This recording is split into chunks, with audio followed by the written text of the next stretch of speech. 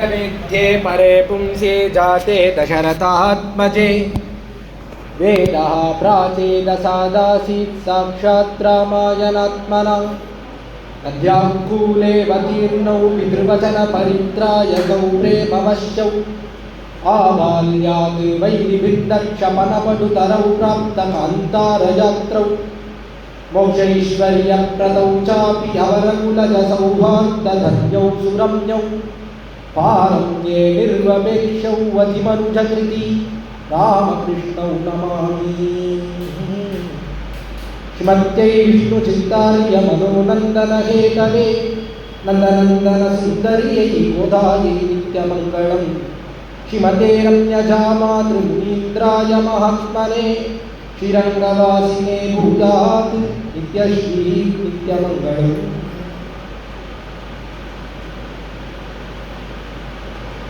यदा यदा हि धर्मस्य ग्लानिर्भवति भारत अभ्युत्थानम् अधर्मस्य तदात्मानं सृजाम्यहम् என்பது கண்ணனுடைய கீதையிலே இருக்கக்கூடிய அற்புதமான ஸ்லோகம்.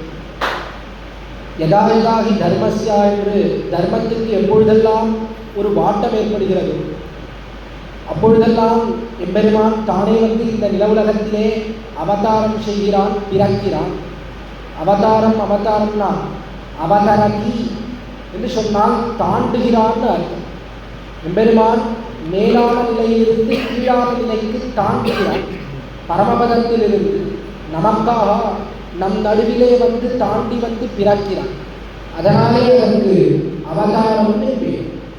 அப்படி எம்பெருமான் எவ்வளவோ அவதாரங்கள் செய்கிறான். இந்த அவதாரங்களை எல்லாம் என்னன்னு சொல்லலாம்னா இதையெல்லாமே ஒரு யாத்திரையே சொல்லலாம். யாத்திரைனா என்ன? ஒரு இடத்திலிருந்து இன்னொரு இடத்திற்கு செல்லுகிறோம், அதைத்தான் யாத்திரைன்னு சொல்லுகிறோம். நம்முடைய இடத்திலிருந்து இன்னொரு இடத்திற்கு செல்லுகிறோம், அதைத்தான் யாத்திரைன்னு தெரிவிக்கிறோம். நாம் எல்லோரும் நம்முடைய பற்பல இடங்களிலிருந்து கிளம்பி பொழுது அயோத்தியைக்கு ஒரு யாத்திரையாக வந்திருக்கிறோம். அதே போல எம்பெருமான் அவனும் பரமபதத்திலிருந்து கிளம்பி இந்த லோகத்துக்கு வந்து சேருகிறான்.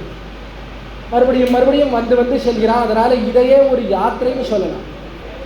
இப்படி எம்பெருமான் யாத்திரை பண்ணுவதன் காரணம் என்ன? எதுக்காக இப்படி யாத்திரை பண்ணுறான்? எதுக்காக எம்பெருமான் வந்து பிறக்கிறான்? இதனாலே நாம் எதுக்காக யாத்திரை பண்ணணும் என்பதை எம்பெருமான் சூச்சிப்பிக்கிறான். அதை மட்டும் சுருக்கமாக இந்த கோட்டியில் தெரிவித்து நிறுத்துகிறேன். சுவாமி ராமனை பற்றி விஷயம் பேசலையா? அது பொதுவாக யாத்திரையை பற்றி இவ்விடத்தில் அடியன் தெரிவிக்க போகிறேன். என்ன நிறைய சுவாமிகள் ராமன் விஷயமாக பற்பல இடங்களில் ஏற்கனவே அனுபவித்தோம். ராமஜன்ம பூமி என்ன, அதே போல் பல இடங்களில் வரிசையாக அனுபவிச்சுட்டு வந்துட்டோம். நாளைக்கு விசேஷமாக ராமனுடைய குணங்களை அனுபவிக்க போகிறோம். அதனால் அதற்குள்ளாக சுருக்கமாக இந்த யாத்திரையினுடைய பிரயோஜனம் என்ன, எம்பெருமான் எதுக்காக யாத்திரை பண்ணணும்னு எம்பெருமான் என்ன காட்டணும் என்பதை சுருங்க தெரிவிக்கிறேன். என்ன அங்கே ஏன்னா ஏற்கனவே தடியை வேற சித்தமாக இருக்குது. நாலாடி இதை ஒரு அப்பிடைசர் மாதிரி எல்லாருக்கும் பசியை தூண்டும் வகையில் இந்த உபன்யாசத்தை தெரிவித்து நிறுத்துகிறேன். எல்லோரும் ரொம்ப பசி வரதுக்கு முன்னாடி நிறுத்தி விட்றேன். அதே சமயத்தில் நன்னா பசியாதான் நன்னா சாப்பிட முடியும். அதனால் நன்னா பசியை தூண்டி இந்த உபன்யாசத்தை அடியேன் இவ்விடத்திலே சமாளிக்கிறேன். பெரியோர்களுடைய நியமனானுகுணமாக எம்பெருமான் எதுக்காக யாத்திரை போனோன்றதை அற்புதமாக காட்டணும். எதுக்காக யாத்திரை போனோம்னா சாப்பிட்றதுக்காக, நன்னா சாப்பாட்டுக்காகத்தான் யாத்திரை. அதை எம்பெருமான் எப்படி காட்டுறான்? அவன் வந்து பிறப்பதே இந்த லோகத்திலே சாப்பாட்டுக்காகத்தான். சுவாமி ஏதோ திடீர்னு சொல்லியே வந்து பிறக்கிறதே சாப்பாட்டுக்காகத்தான்னு எங்கே சொல்லியிருக்கு? யார் சொன்னான்? எங்கூர் ஆழ்வார் நம்மாழ்வார் சொல்லியிருக்கார். திருவிருத்தத்திலே 21வது பாசுரத்திலே அவர் தெரிவிக்கிறார், எம்பெருமானதுக்காக வந்தான் கூட்டுடன் மாலைகள் தூயனவேந்தி இன்னொருகள் நன்னீராட்டியன் தூபத்தரா நிற்கவே அங்கு ஓர் மாயினால் ஈட்டிய வெண்ணதொடு உண்ண பொந்து விளைத்துவன் போன் போட்டிட ஆடின மூத்து அடலாயர்தம் கொம்பினுக்கு ஒரு மாயினால் ஈட்டிய வெண்ணதொடு உண்ண பொந்து விளைத்துவன் போன் என்று பரமபதத்திலே பெரிய திருவாராதன் நடக்கும்போது அதை விட்டு கிருஷ்ணனா எம்பெருமான் அவதரித்ததற்கே காரணம் என்ன? வெண்ணெய் சாப்பிட்றதுக்காக வந்தான். இடத்துல எல்லாரும் வெண்ணெய் கிடந்தது பெரிய சப்தம் போச்சு. திருவாய்ப்பாடியில் கடைந்தா, தயிரை கடைந்தா, வெண்ணெய் இருந்தா எடுத்த உடனே வெண்ணெய் கிடந்ததுன்னு பெரிய சப்தம் போச்சு. பரமபதத்தை ஒழிச்சதோ இல்லையோ பெருமான் வெண்ணெய் சாப்பிடலாம். இவர்கள் ஆசிரியர்களுடைய கைப்பட்ட திரவியம் வெண்ணெய், அதை சாப்பிடணும் அப்படின்னு நினைச்சான். அதனால என்ன பண்ணான்னா இந்த சாப்பிட்றதுக்காக கலந்து எழுதினான். வெண்ணெயை சாப்பிட்றதுக்காக கிளம்பி வந்தவன் இங்கே வெண்ணெயை மட்டுமா சாப்பிட்டான். எவ்வளோ பண்டங்கள் விடத்திலே அப்பம் கலந்த சிற்றுண்டி அக்காரம் பாலில் கலந்து சொப்பட நான் சுட்டு வைத்தேன்னு அப்பம் என்ன, அக்கார வடிசில் என்ன, கண்ணலில் லட்டுவத்தோடு சீடை காரெள்ளி உண்டை கலத்தினிட்டு. இது லட்டு என்ன, சீடை என்ன, அதற்கு மேலே நிறைய பால் என்ன, தயிர் என்ன, வெண்ணெய் என்ன, கும்மாயத்தோடு வெண்ணெய் விடி இரு கும்மாயம் என்ன, இப்படி எவ்வளவு பிரசாதங்கள் எல்லாத்தையும் சாட்டா. இவ்விடத்திலே கண்ணனாக இறந்த காலத்திலே இவர்கள் அடியார்கள் கொடுத்தார்கள் என்பதற்காக அதை சாப்பிட்றதுக்காகத்தான் எம்பெருமான் வந்தார். ஏன் கிருஷ்ணாவதாரம் பண்ணுமா, ராமாவதாரம் பண்ணதும் சாப்பிட்றதுக்காகத்தான். அதுக்காகத்தான் ராஜகுலமாக தேர்ந்தெடுத்து வந்து பிறந்தான். ஏன்னா ராஜ பரம்பரையில் தான் நன்னா சாப்பிட முடியும். ராமாவதாரத்தில் கூட அப்படி சாப்பிட்டான்னு எங்கேயாவது சரித்திரம் சொல்லியிருக்காங்க. ஏன்னா சிறு வயதிலே அவன் விசேஷமாக சாப்பிட்டான், இந்த பண்ணம் சாப்பிட்டான், அந்த பண்ணம் சாப்பிட்டான், அதை பற்றி ஒன்றும் பெருசாக பிரஸ்தாபம் காணும். ஆனால் ராமபிரான் கல்யாணம் முடிந்த பிற்பாடு இந்த திரு அயோத்தியிலே 12 வருஷ காலம் எழுந்தருளியிருந்தான். எழுந்தருளியிருந்த காலத்தில் நிறைய அனுபவம். சமாத் துவாதசத்ராகம் ராகவசிய நிவேஷினே குஞ்சான அமானுஷான் போகான் சர்வகாம சமிருத்தினி. இனி இவ்விடத்திலே 12 வருஷ காலம் நிறைய போகத்தை அனுபவித்தார்கள். ராமஸ்து சீதையா சாப்தம் ஜஜஹார பகூன் ருத்து என்று தெரிவிக்கிறார். ராமன் சீதையோடே கூடியிருந்து பகூன் ருத்து பல ருத்துக்களை கழித்தான். எப்படி கழித்தான்னா, அந்தந்த ருத்துக்கு சேர, ருத்துனா சீசன் அர்த்தம், அந்தந்த சீசனுக்கு சேர அந்தந்த ருத்துக்கு சேர என்னென்ன கிடைக்குமோ பதார்த்தங்கள். எம்பெருமான் தேவனானபடியால் எல்லா பதார்த்தத்தையும் எல்லா சமயத்தையும் சுட்டிக்கணும். அந்தந்த ருத்துவில் என்னென்ன கிடைக்குமோ அதை கொண்டு அந்தந்த காலம் சம்மர்னு சொன்னால் அதுக்கு எப்படி அனுபவிக்கிறோமோ, மழை காலம்னா அதுக்கு எந்த பழத்தை சாப்பிட்டு அனுபவிக்கிறோமோ, இப்படியெல்லாம் சீதா பிராட்டியோடே சேர்த்து அனுபவத்தை செய்தான் இவ்விடத்திலே என்று அற்புதமாக ராமாயணத்திலே காட்டப்பட்டிருக்கிறது. அப்படி ராமனா பிறந்த காலத்திலேயும் விசேஷமாக நன்னா சாட்டா, விசேஷமாக அனுபவம் பண்ணா. இப்படி எம்பெருமான் வந்து அவதாரம், ஒவ்வொரு அவதாரத்திலேயும் பிறப்பதும் நன்னா சாப்பிடுது. அதனால் எம்பெருமான் என்ன காட்டுறான்னா, யாத்திரை போகிறதே சாப்பிட்றதுக்காக தான், நன்னா சாப்பிட்றதுக்கு தான் யாத்திரை போகிறோம். இன்னும் பெருமான் காட்டுறான். சுவாமி இப்படி சொன்னீங்கன்னா அதை போல் எல்லா அவதாரத்துலையும் ஒன்றும் தெரியலையே, எல்லா அவதாரத்தையும் சாப்பிட்றதுக்கு வந்தானா, மச்சாவதாரம் வந்தான், கூர்மாவதாரம் வந்தா, என்ன சாப்பாடு போட்டா, என்ன தனி அம்சம் பண்ணா, ஒன்றும் கிடையாது. மற்ற அவதாரத்துலாம் இவ்வளோ சொல்லி என்ன, கிருஷ்ணாவதாரத்துலேயே எம்பெருமான் வந்தான், நன்னா சாப்பிட்டான்னு சொல்கிறேன். எவ்வளோ சாப்பிட்டான், சின்ன வயசில் நன்னா சாப்பிட்டான், நிறைய பிரசாதங்கள் சாப்பிட்டான். பிற்பாடு அவனுக்கு என்ன சாப்பாடு கிடச்சிது, அந்த அங்கேருந்து 5 பேர் வந்தாங்க, பஞ்சபாண்டவான்னு 5 பேர் வந்தால் காலில் விழுந்தான். விழுந்தாரோ இல்லையோ, அன்னிலேருந்து அவளுக்கு மாற்றி மாற்றி கஷ்டம், இந்த கஷ்டன்றா அந்த கஷ்டன்றா, காட்டுக்கு போனா வந்தா, எதிரில் சண்டை. நீ சண்டைக்கு நடுவில் அவள் சண்டையை தீர்த்து வைக்கிறதுக்கே எம்பெருமானுக்கு நேரம் சரியாக போயிடுது. மேலே இவாளுக்கு கஷ்டப்படுறாளேன்னு சாப்பிட்ட சாப்பாடு தொண்டைக்குள்ளே இறங்க மாட்டேங்குது. கண்ணனுக்கு இவாளை எப்படா காப்பாற்றுறது, எப்படா இவாளை கரை சேர்க்கறது, எப்பொழுதும் அதுலேயே இல்லை, ஒன்றும் சாப்பிட முடியல எம்பெருமானால். என்ன அற்புதம், எப்படி சாப்பிட்டுன்னு இருந்தான் கண்ணன். ஒரு காலத்திலே அட்டுக்கு விஷோத்து பருப்பதமும் தயிர்வாவையும் நெய்யளரும் அடங்க பொட்டத்தூத்து. இது பெரிய அட்டுக்கு விஷோத்து பருப்பதம்னு சோறு, பெரிய மலை மாதிரி சோறு, தயிர் வாவி, பெரிய தயிர், இறங்கு கிணற போல தயிர், நெய், இப்படியெல்லாம் சாப்பிட்டவன். கடைசியில் என்ன ஆச்சு அப்படின்னா, காட்டில் இருக்கும்போது துர்வாச முனிவர், ரொம்ப கோபத்தோடைய கூடின முனிவர். அதில் அந்த துர்வாச முனிவரை துரியோதனாதிகள் அவர்கள்லாம் சேர்ந்து பெருசாக திட்டம் போட்டு பாண்டவர்கள் இருக்கக்கூடிய இடத்துக்கு அனுப்பி வைத்தார். நான் நிறைய பேர் குடிச்சிட்டு வந்தா, சாப்பிடணும்னு வந்தா. அந்த சமயத்திலே திரௌபதி அவள் அக்ஷய பாத்திரத்தெல்லாம் நல்லா தேய்ச்சி வச்சுட்டான். சாப்பிட்டு முடிச்சுட்டு அக்ஷய பாத்திரத்தை தேய்ச்சி வச்சுட்டா. இதனால அக்ஷய பாத்திரத்துனா சாப்பாடு எவ்வளோ கேட்டாலும் கிடைக்கும். ஆனால் அன்றைய தினம் சாப்பாடுலாம் முடிஞ்சு போயிடுத்து. ரிஷிகள்லாம் நிறைய பேர் தீர்த்தம் ஆடிட்டு சாப்பிட வரோம்னு சொல்லிட்டான். என்ன பண்ணுறதுன்னு தெரியல. கடைசியில் அப்பொழுது வந்தான், கண்ணன் வந்தான். நீ கவலைப்படாது, அந்த அக்ஷய பாத்திரத்தில் ஒரு துளி, ஒரு பருக்கை ஒட்டின்னு இருக்கு, ஒரு சின்ன கீரை ஒட்டின்னு இருக்கு, அதை குடுன்னு தெரிவித்தான்.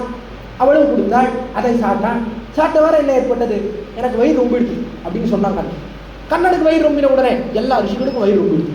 என்ன அற்புதம், சின்ன வயசுல எப்படி சாப்பிட்டு இருந்த கண்ணன் நல்லா கொழுக்கும் சாப்பிட்டவன், கடைசியில் ஒரு பருக்கையை சாப்பிட்டா வயிறு ரொம்பிடுத்துன்ற அளவுக்கு ஆயிடுச்சு. அந்த அவதாரமே அப்படி ஆயிடுச்சு. ராம அவதாரம் மட்டும் என்ன, நன்னா சாப்பிடணும்னு வந்த பிறந்த அவதாரம். கடைசியில் காட்டிலே போய் காட்டில் பிறந்து படாதரப்பட்டு மனுஷர்க்கா. காட்டில் எங்கேயும் சாப்பாடும் கிடைக்கல, காய்கறியும் கிடைக்கல, எவ்வளவு கஷ்டம். வெண்பசி நோய் கூறா என்கிறார் குலசேகர பெருமாள். எவ்வாறு நடந்தன எண்ணி ராமாவோடு கதறி அழுகிறார். காட்டில் நினைத்த நேரத்தில் ஆகாரம் கிடையாது, போஜனம் கிடையாது. கடைசியில் முதல்ல வந்தான், ஒருத்தன் போஜனம் கொடுத்தான், பெரிய வெல்கம் ட்ரிங்க் கொடுக்குற மாதிரி வந்தான். குகன் ஸ்ரீடிபேரபுரத்திலே வாசலில் நிறைய தினை மாவு என்ன, அதே போல் தேன் என்ன, அதெல்லாம் கொடுத்தா. ராமர் என்ன பண்ணான், அவனுக்கு ஆச்சாரிய சம்பந்தம் இல்லை அப்படின்னு அதையும் சாப்பிட்டான்.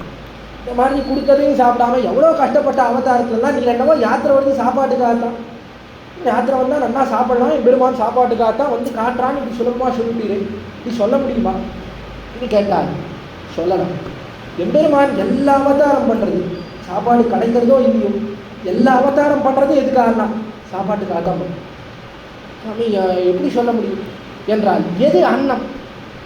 அன்னம் அன்னம்னா எது அன்னம்னா ஜீவாத்மாக்கள்லாம் இருக்காளே எல்லாருமே அன்னம்.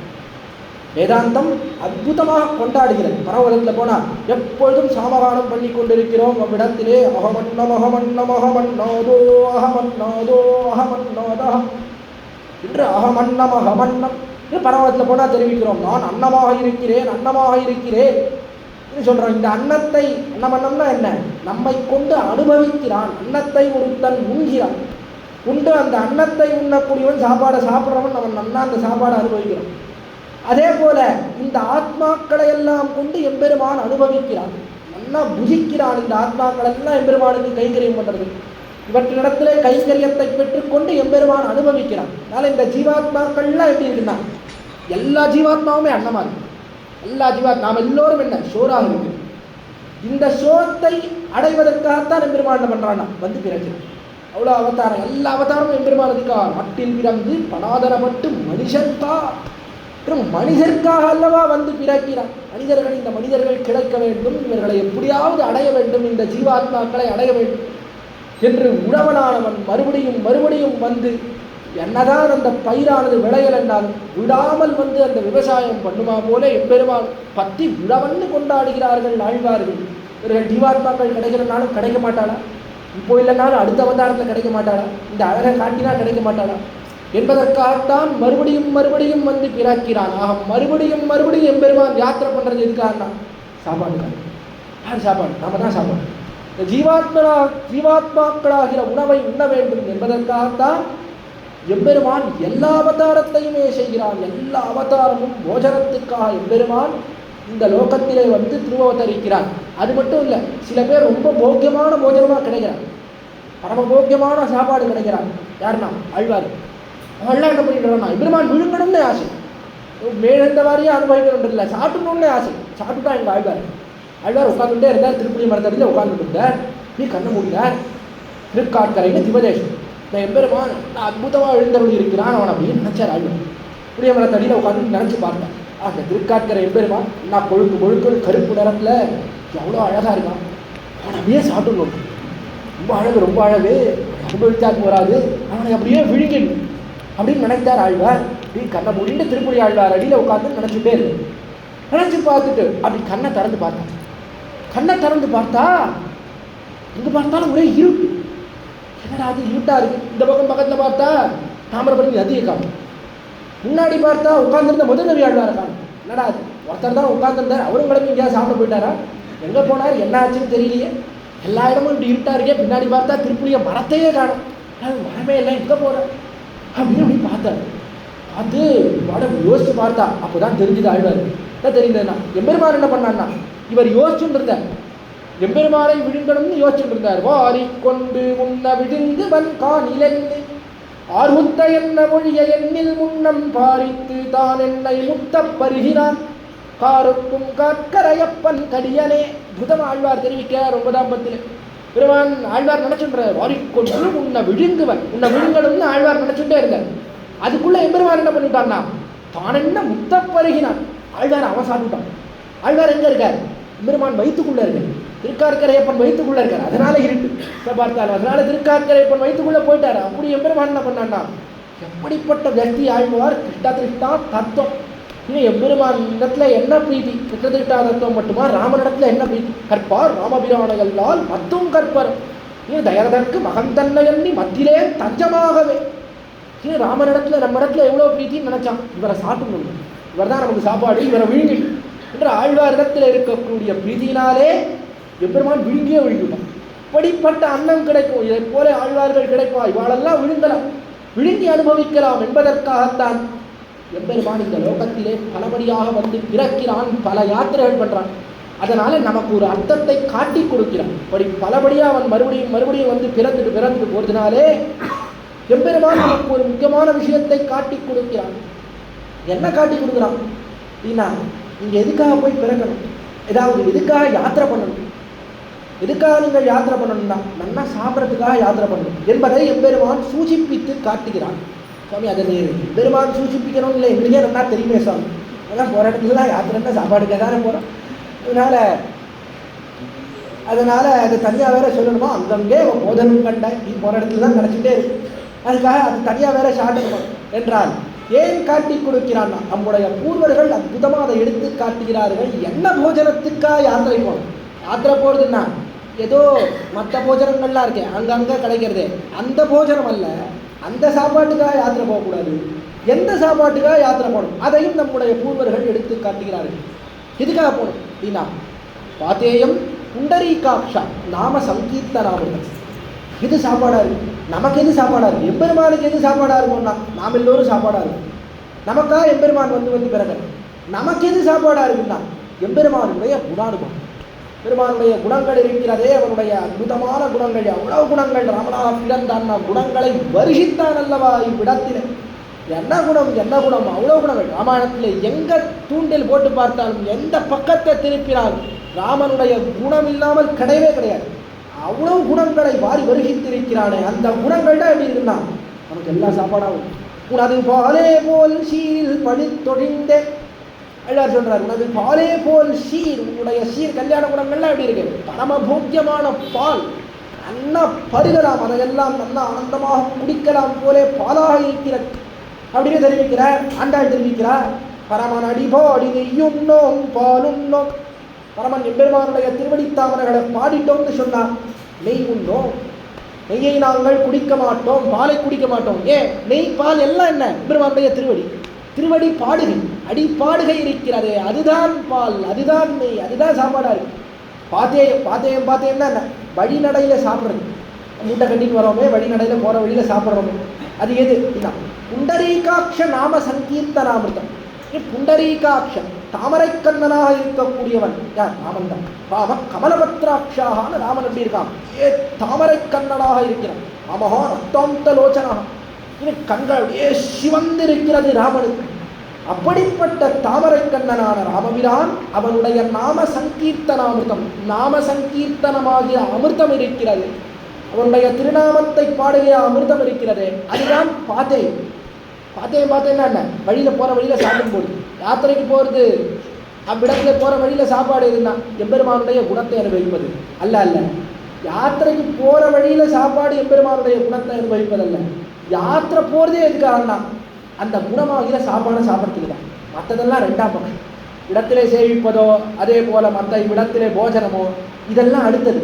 முதல்ல எதுன்னா எம்பெருமானுடைய குணத்தை அனுபவிப்பது இருக்கிறதே, அந்த போஜனத்தை அமுது செய்வது, அந்த போஜனத்தை நன்னா சாப்பிடணும், அதை நன்னா பருகணும். மற்றதெல்லாம் இதற்கு அங்கமாக இருக்கிறது. நம்முடைய பூர்வர்கள் அற்புதமாக எடுத்து காட்டுகிறார்கள். அதனால போஜனம் எம்பெருமானுடைய குணம். எப்படி சுவாமி அப்படி பார்த்தேன்னு சொல்ல முடியும்? பார்த்தேன்னு சொன்னான் ஆழ்வார்கள்லாம் சொன்னான், என்ன எம்பெருமானுடைய குணம், அது சாப்பாடு. ஆழ்வார் சொன்னார், உண்ணும் சோறு பருகு நீர் தின்னும் வெத்திலையும் எல்லாம் கண்ணன். இன்னும் சோறு என்ன, பருகக்கூடிய நீர் என்ன, தின்னும் வெத்தலை என்ன, எல்லாம் கண்ணன். கண்ணன் தான் ஆழ்வார் சொல்லிட்டார். அவருக்கு வயிறு அப்படியே நொம்பிடுது. திருமுலையுண்ணாமலே திவ்ய யோகம் கொண்டு திருப்புலியில் வாடும் பெருமாள். அங்கே ஆழ்வாருக்கு பேர் திருமுலையுண்ணாமலே திவ்ய யோகம் கொண்டு முளைப்பாலை கூட அமுது செய்யவில்லை தன்னுடைய தாயாரிடத்திலே. பசி உண்டா? கிடையவே கிடையாது. நம்ம ஆழ்வாருக்கு பசி கிடையாது, மற்ற எந்த ஆழ்வார்களுக்கு பசி உண்டு? எந்த ஆழ்வார்களுக்கும் பசி கிடையாது. ஊர சோறுவ வேண்டுவதில்லை. இனி சோறுன்றதே வேண்டாம்னு எம்பெருமானுடைய திருநாம சங்கீர்த்தனமே சாப்பாடுன்னு இருந்தான்.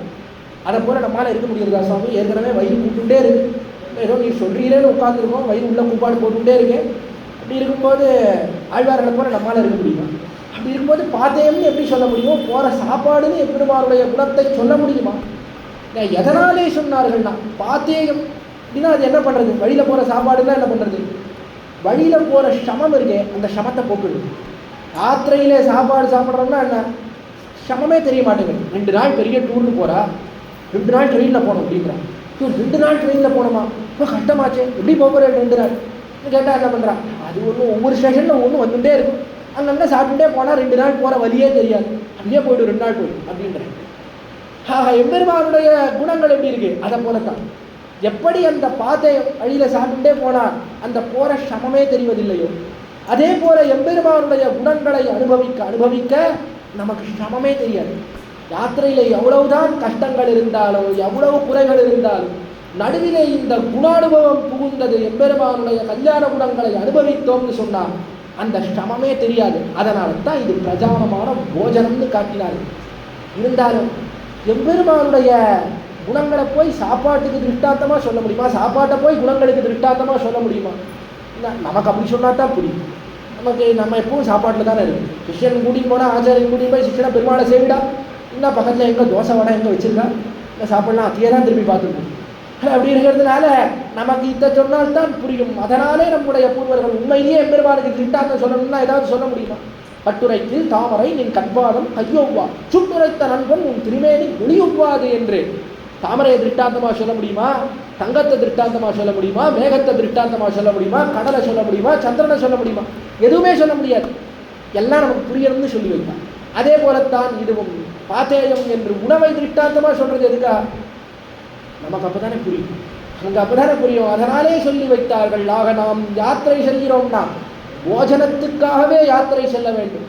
சென்று எதை போஜனமாக கொள்ளணும்னா எம்பெருமானுடைய குணானுபவம், அதையே போஜனமாக பருகினால் கஷ்டங்கள் தெரியாது. பசி நீங்கிடுமான்னு கேட்க வேண்டும். என்னதான் நமக்கு பசியெல்லாம் இருந்தாலும், ஆனால் இந்த யாத்திரை போகக்கூடிய சமமே தெரியாதபடியாக நம்முடைய வயிறை நிரப்பக்கூடிய பெருமை எம்பெருமானுடைய குணங்களுக்கு உண்டு. அப்படிப்பட்ட போஜனம், அதை தேடிக்கொண்டு யாத்திரை போகணும் அப்படின்றத எம்பெருமான் காட்டும்.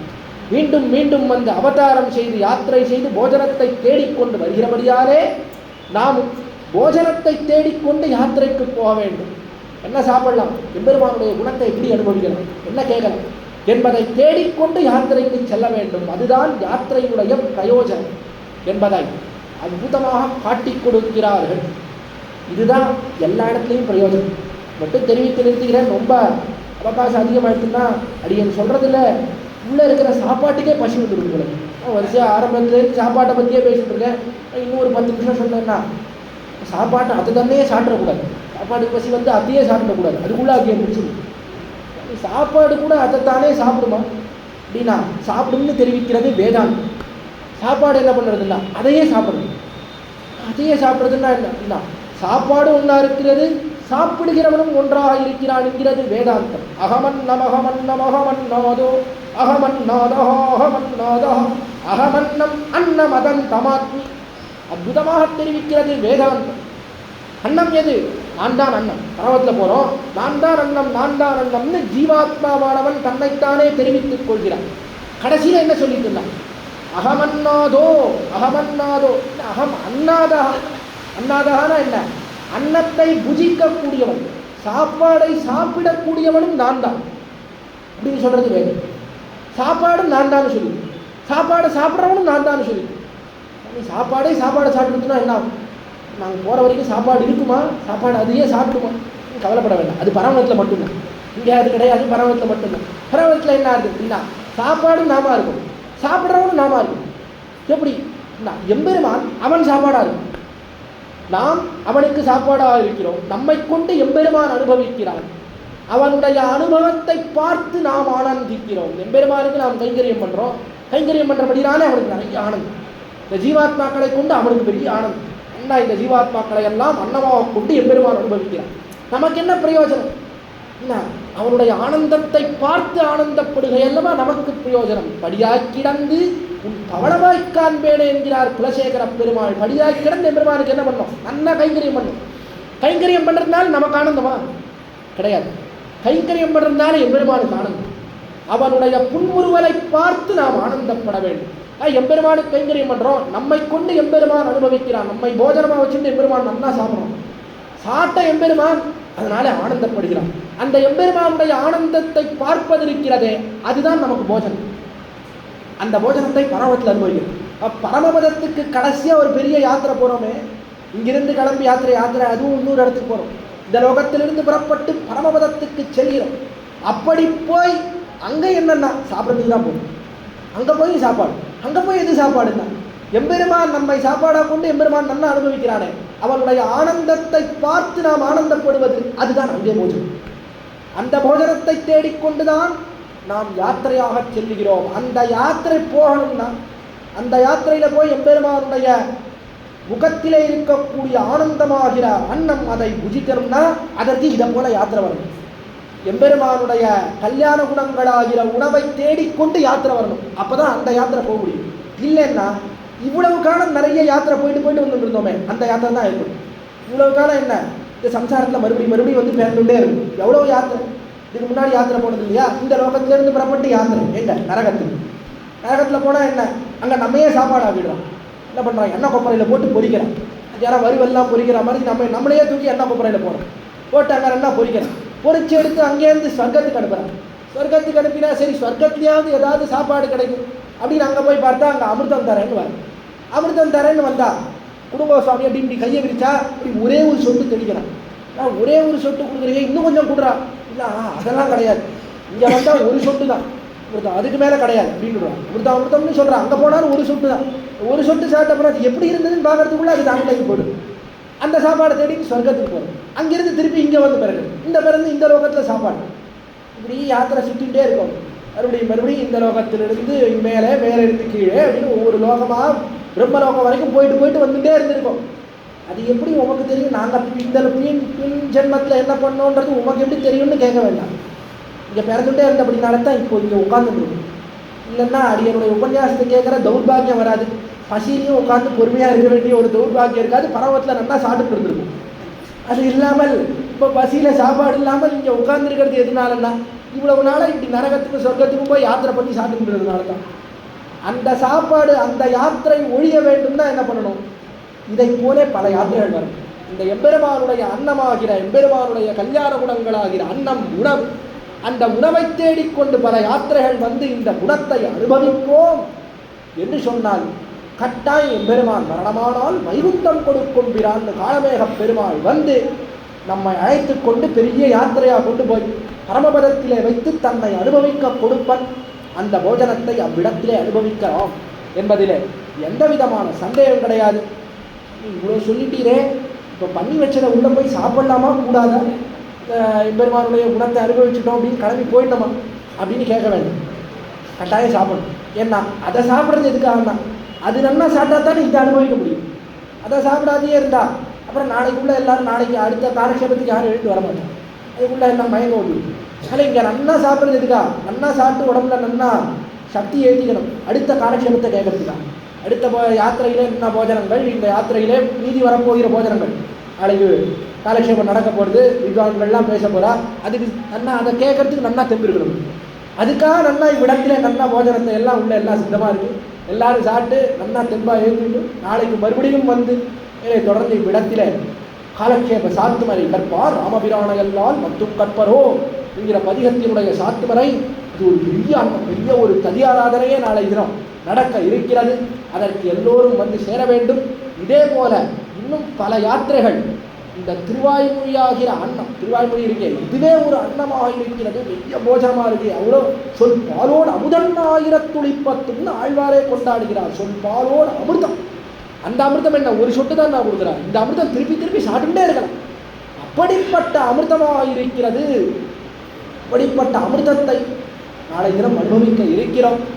இதை போலே பல யாத்திரைகள் சென்று இதை போலே பல போஜனத்தை எல்லோரும் அனுபவிக்க வேண்டும்னு ஓட்டியாரிடத்திலே பிரார்த்தித்துக் கொண்டு இதை போல யாத்திரைகள் பல பேர் நடத்தி கொடுக்க வேண்டும்.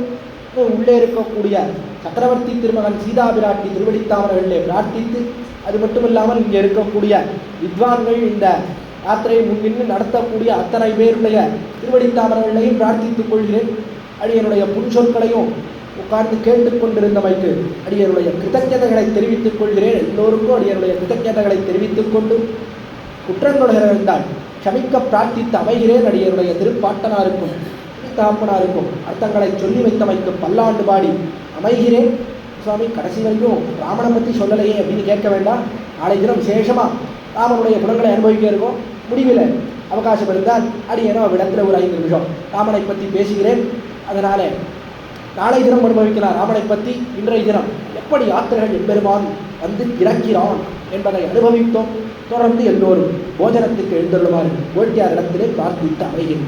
श्रीमत्यै विष्णुचित्तार्य मनोनन्दनहेतवे नन्दनन्दनसुन्दर्यै गोदायै नित्यमङ्गलम् मङ्गलं कोसलेन्द्राय महनीयगुणात्मने चक्रवर्तितनूजाय सार्वभौमाय मङ्गलम् श्रीमते रम्यजामातृमुनीन्द्राय महात्मने श्रीरङ्गवासिने भूयात् नित्यश्रीर्नित्यमङ्गलम्।